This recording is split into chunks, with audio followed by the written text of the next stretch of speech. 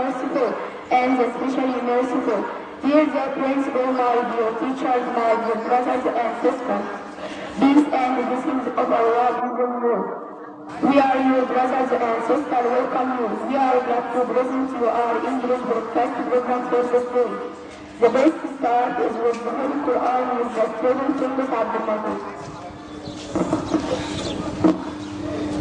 بسم الله الرحمن الرحيم إن الله لا يستحيي أن يضرب مثلا ما بعوضة فما فوقها فأما الذين آمنوا فيعلمون أنه الحق من ربهم وأما الذين كفروا فيقولون ماذا أراد الله بهذا مثلا يضل به كثيرا ويهدي به كثيرا وما يضل به إلا الفاسقين الذين ينقضون عهد الله من بعد ميثاقه ويقطعون ما أمر الله به أن يوصل ويفسدون في الأرض أولئك هم